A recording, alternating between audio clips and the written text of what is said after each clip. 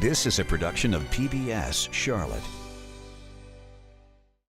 Just ahead on Carolina Impact. It was an auto plant in the 20s and 30s, a military depot in the 40s, a weapons plant in the 50s and 60s. I'm Jeff Sonyer. Stick around. We'll show you what may be Charlotte's newest corporate headquarters in the future. Coming up. Plus, we'll teach you some life lessons through the game of basketball. You'll be surprised it's not all on the court. We'll meet a woman with a special talent for wine. Okay, she's really talented, like one of only 33 women in the world talented. Carolina Impact starts right now. Carolina Impact, covering the issues, people, and places that impact you. This is Carolina Impact. Good evening. Thanks so much for joining us. I'm Amy Burkett. A lot of us think of Charlotte as a fast-growing, big business, skyscraper kind of a town. But for many, there's a different Charlotte. It's a place where they've always been poor, where they can't find a job, where the success they can see off in the distance never comes to their neighborhood. So how do we fix that? This week, reporter Jeff Sonyer visits a huge new project called Camp North End that's trying to bring those two Charlottes together. They're just north of Uptown now with more. Yeah, from the street here on Statesville Avenue, you can see the sign for Camp North End. Really not a whole lot else, but from above, from the sky, wow, check it out. 75 acres of Charlotte historic factories and industrial buildings. They've been abandoned for decades. This is where your Charlotte parents, or maybe your grandparents, worked in the past. You make fun and you could make trouble. And in the future, well, it may be where you're working too. But honey, are you making any money? That's all I want to know. I did not know there was a Ford factory in Charlotte. I did not know that the Army had a munitions depot in Charlotte. Tommy Mann says it was 1924 when Ford came to town. And with this new swift system of assembly, Henry Ford achieved the end he had been working for. With an assembly line just like these factories in Detroit. This was high tech, state of the art back then. Now everybody could have one. Ford assembled Model A's and Model T's here. They built about 300,000 cars in Charlotte. In a vintage building that's architectural art today. Really great perimeter glass around the building, and originally there were 4 giant skylights that ran the entire length of the building. This is really the only place in Charlotte where you can find that kind of scale. Do the big boys look for places like this? Absolutely. The big boys are those Fortune 500 companies looking at Charlotte for thousands of new jobs at a new corporate headquarters, but not necessarily brand new. You know, maybe something instead with a little history. The Department of Defense lifts the curtain of secrecy on the Army's deadly new guided missile, the Nike.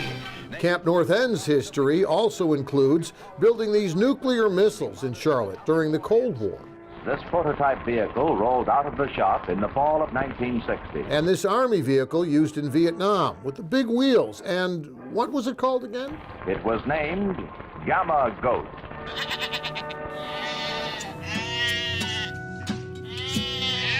But these days, the only goats at Camp North End eat kudzu all day along this fence line on North Graham Street.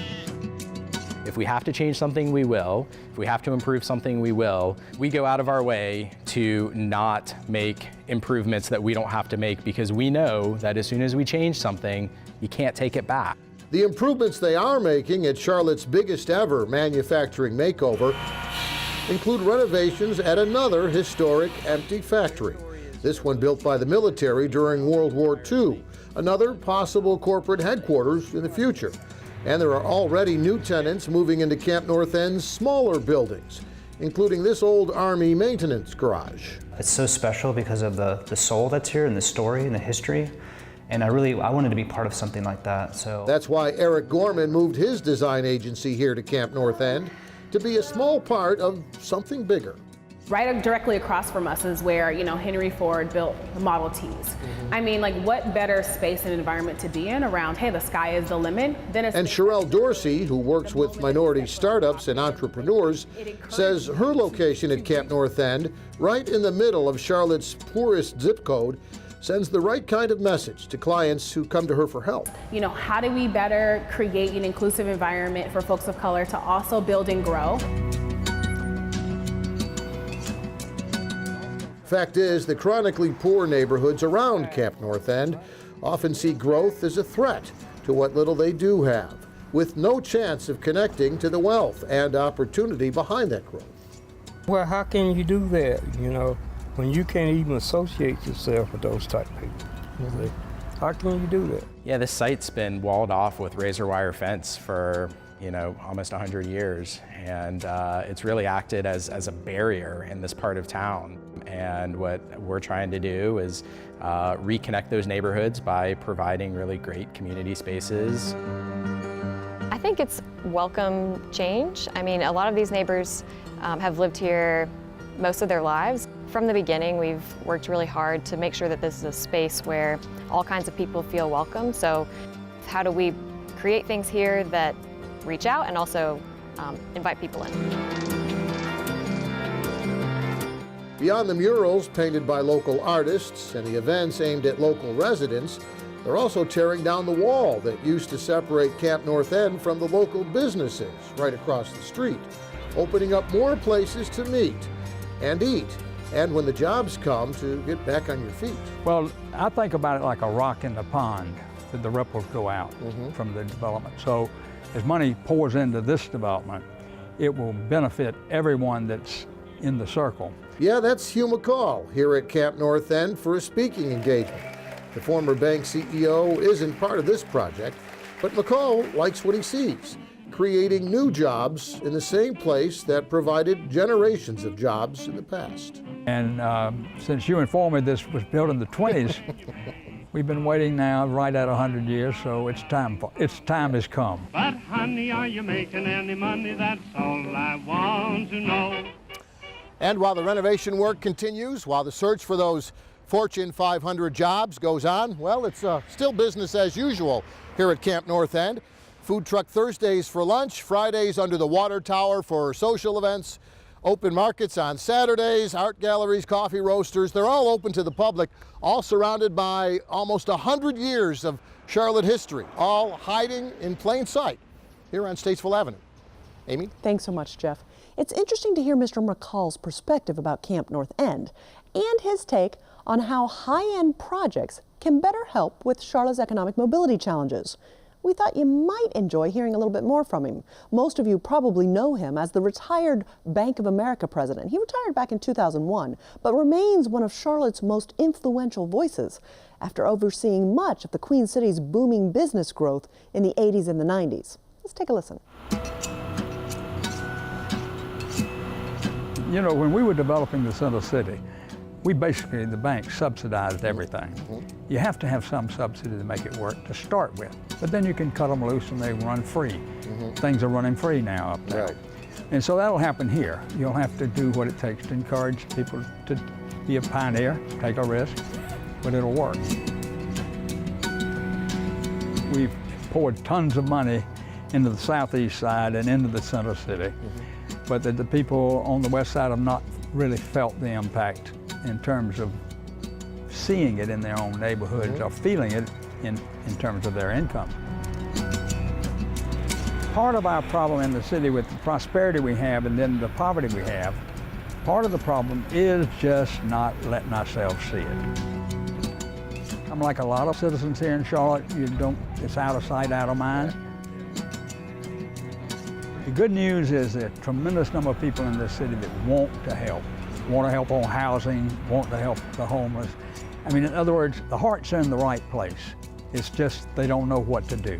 So I believe that development here and continuing out the north side and out west will change all that. And people gravitate to where there is safety and where there's entertainment.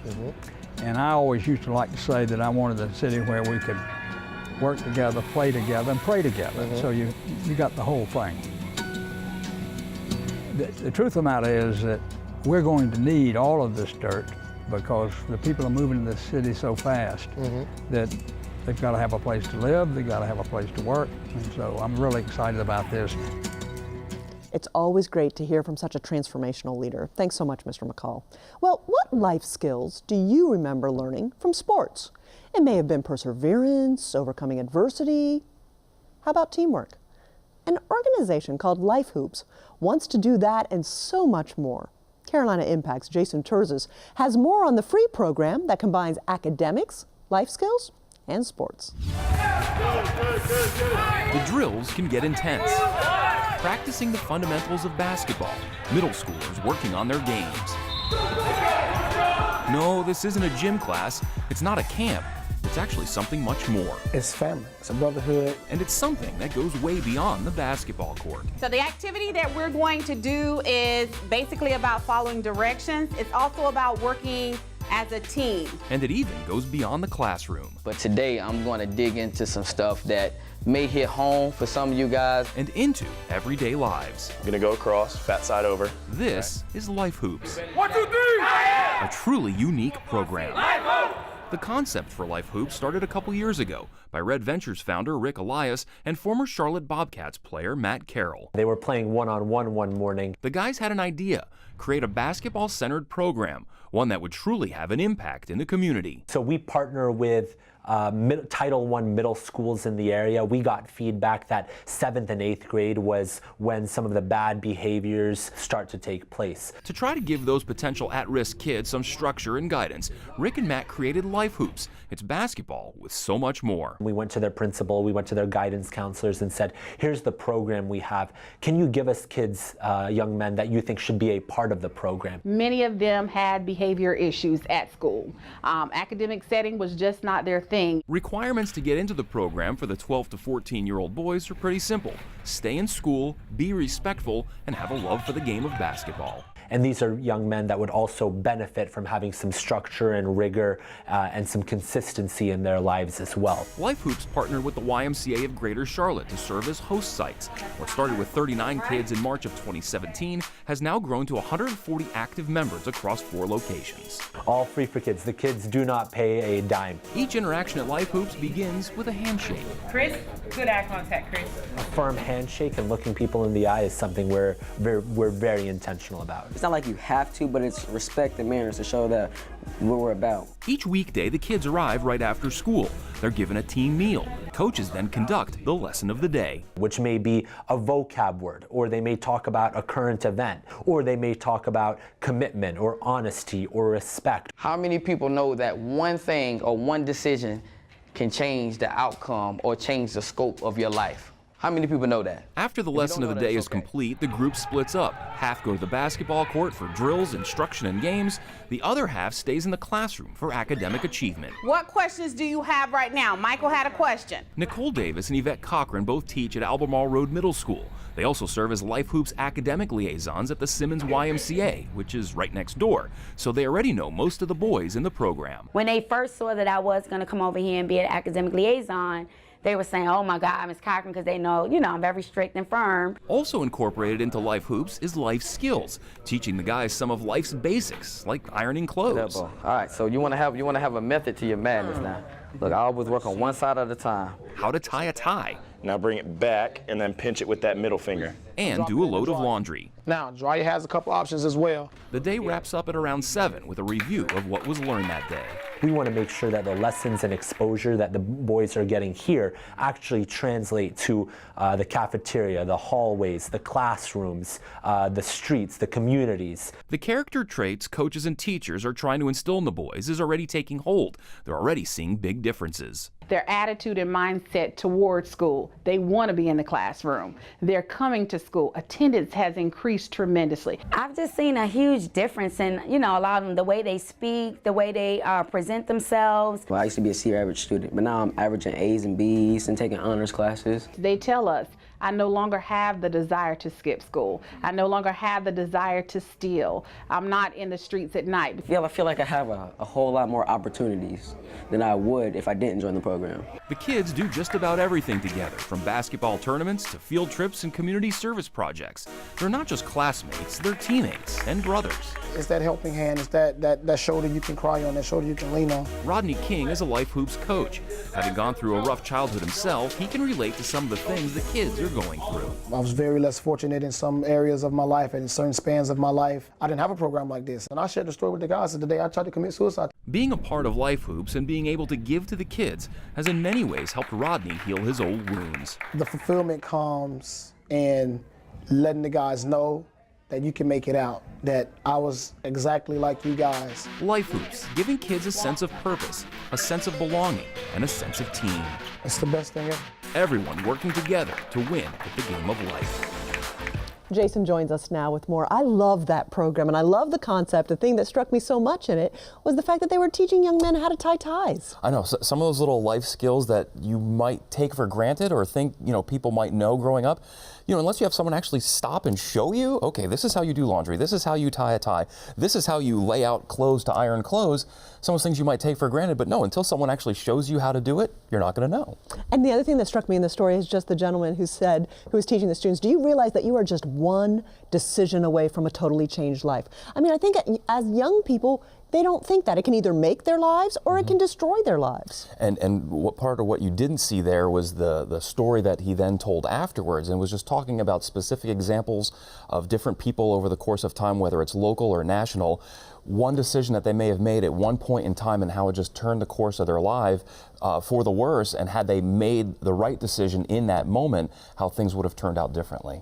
We saw it being used with basketball, but are they looking at using this program with any other kind of sports? They are, and that's one thing because of the success of this, and so many of the kids do like basketball, but basketball's obviously not the only sport that kids are into. Right. Soccer's a huge thing right now, and so one of the things they're looking to do going forward, now that they do have their 4 locations partnered with the 4 schools, is, okay, not all these kids love basketball. So, if it's all about education, respect, and basketball, what about the kids who don't like basketball? So they're starting now Life Soccer, because soccer is now one of those sports that they really want to tap into, so the same concepts, but get the kids who are playing soccer but still try to teach those same life skills and education and values. Help people understand, where are the schools that this is being offered currently? Right now they have the 4 middle schools, and they're partnered with the 4 YMCA. So you've got Albemarle Road Middle School, MLK Junior Middle School, Ransom and Sedgefield, and then the Simmons YMCA, which is the one that we were profiling. You also have the Johnston over on North Davidson Street, McCrory on Beatty's Fode, and Stratford Richardson on West Boulevard. Great information, Jason. Thanks so much for bringing it to our attention. Absolutely. It's a fun story, and it's a great program. Let's transition from life lessons to school lessons and the importance of reading. You've heard the saying, kids learn to read up to the 2nd grade, and then they must read to learn from 3rd grade on. One national study shows that 96% of kids reading at grade level in the 3rd grade will graduate from high school. Reading, however, isn't easy for all students. But there's a Cuddly program at our public libraries that can help. Yes, I said cuddly, and our Tanisha Johnson tells us all about it. Suited up and ready to go, 7-year-old Rosie has a full day ahead of her here at the Charlotte Mecklenburg Independence Library. Okay, what you got today? Her schedule is full of students who want to read to her. On the way home. Rosie is a therapy dog and a part of the Pause to Read program. She helps kids learn to read out loud. Are red and some are blue. For a dog, it's not the most physically active job, but for so many kids, reading to Rosie seems to help so much. She puts them at ease and makes them comfortable. Sharing is cool. Very good job. And by reading to her, they learn so much. But because of Rosie, it doesn't feel like learning at all. It feels like hanging out with their favorite pet. They do give that unconditional love and that support for these kids that have maybe some difficulties reading out loud, and some that don't have difficulties reading out loud. They just enjoy doing it. When kids walk into a library and they see all of these books, or maybe when they're in the classroom and they get called on to read aloud, it can seem downright intimidating. But, if they pull a book off the shelf to read to dogs like Rosie, it takes the edge off and then assures them that, yes, they can read well and do it while having fun, too. Follow me over, follow me under. For kids that do struggle, reading to a dog like Rosie can help make the difference between getting ahead or falling further behind. We just in fact last fall had a woman that came in and was ecstatic because her child from the beginning of the year till December had grown 4 reading levels, and her teacher was thrilled. Pete adds hot dogs. Educators know reading like this in a non-judgmental and loving environment also builds self-esteem and confidence in a child. 8-year-old David Rodriguez used to shy away from reading at school. He says it wasn't fun. I didn't really know how to pronounce words very well. But when he met Rosie and he practiced reading to her, well, reading out loud for David changed. I got more excited because there was a dog reading with me. And guess what? Now at school, David is far from shy. I feel like sometimes reading by myself and sometimes volunteering to read a book to the class. That's right, you heard him. He can read to an entire class. How many fingers do you see? 1, 2, 3, 4, 5, 6. As for his brother Aaron, reading to Rosie with a little help is teaching him to take his time. And he's learned some other ways to help himself in reading. Put my finger over the other words and we can see what the other words make. David and Aaron's mom, Maria, says she can see the progress. Ha sido mucho el cambio, han aprendido mucho. Están leyendo mejor. And now she says they have become her teachers by reading to her. The program really does help to bridge that, that bilingual language between what they're getting at school and what they're getting at home. And anyway. And it's not just the students giving extra time and effort into their reading. Rosie received special training to do this, to be a reading companion for students. Rosie went through about 3 levels of obedience training just to learn basic skills. She did a K9 Good Citizen test, passed that. She did a 6-week therapy dog workshop, which got her used to being around children and hospital equipment. Who knew that dogs could help children with reading? The egg and the milk. As educators and volunteers work to find new and innovative ways to help with literacy, Pause to Read seems to be such a natural fit at a library. And as we have learned from Dr. Seuss, the more you read, the more things you know. The more that you learn, the more places you'll go. Thanks to Rosie, these students will go farther in reading than they could have gone alone. For Carolina Impact, I'm Tanisha Johnson reporting. Thanks so much, Tanisha. I just wanted to cuddle up with that little pup. Pause to Read is a year-round program. You can sign up for 20-minute slots. Check with your local library to see when. Well, we always enjoy introducing you to someone in the business community you may not have heard about. For wine aficionados, you're going to meet someone who seems to have superpowers. When you taste wine, what do you taste? Would you believe old saddle leather, jalapenos, or bubble gum? I'm not kidding. Carolina Impact's Suzanne Stevens has more on the owner of Cork Buzz.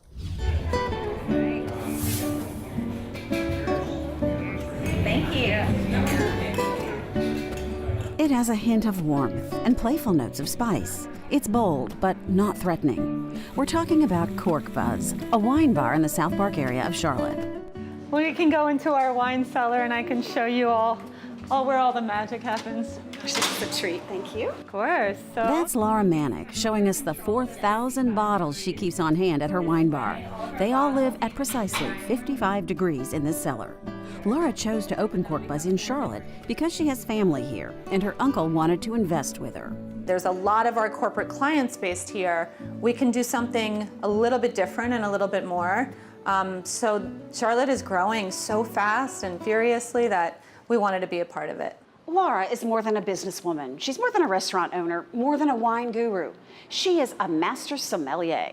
That means she can tell you what a wine is, the grapes that are in it, the year that it was produced, where it comes from, just by blind tasting it. Don't believe me? Watch this. She's not going to know what it is. No. One of Laura's co-workers took us into the cellar to choose a bottle for blind tasting. There are more than 250 different wines in here. Let's do this one. She chose a red wine from France, from the Loire Valley. The grape varietal is Cabernet Franc, and the location is Chinon. We put it in a bag to make it truly a blind tasting.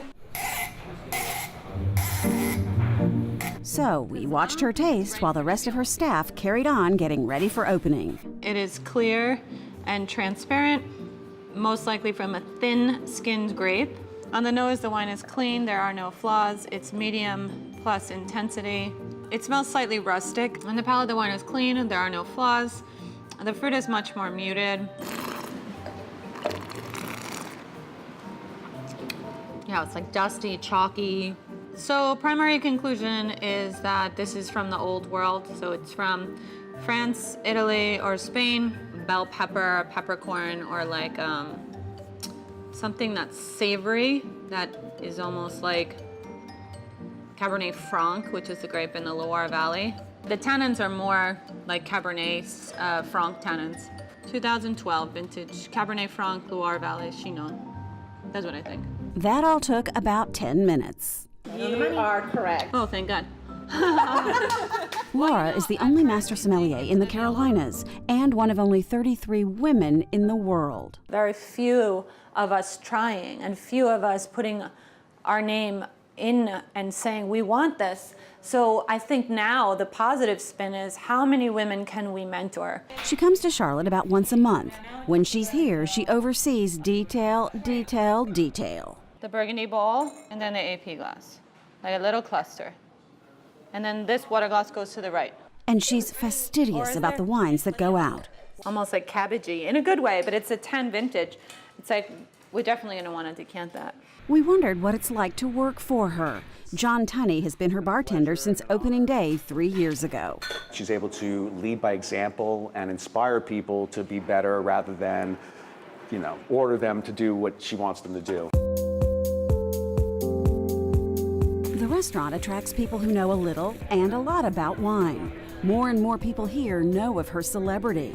The flavors she can taste, identify wines, you think it's fake. You see it on TV, and then you watch her do it, and it's impressive. At dinner, she mingles with the guests. I'm gonna reach across you. Oh, sorry, my reach. She is also the only woman master sommelier to own a restaurant. The art of owning a restaurant, or the idea that you get to host a dinner party every night and that you just make people feel good and you create this theater and you actually take the art of entertaining and you get paid for it, it doesn't actually seem that hard. She makes nothing in the wine world seem that hard. For Carolina Impact, I'm Suzanne Stevens.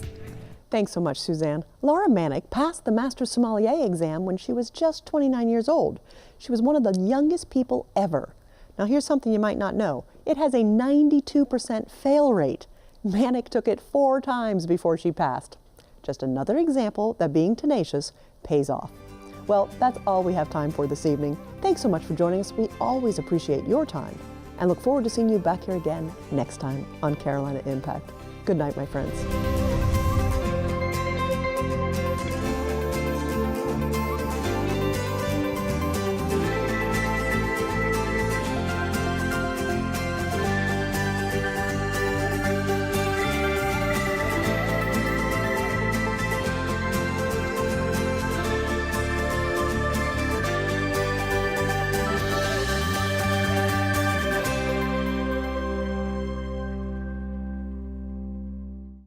A production of PBS Charlotte.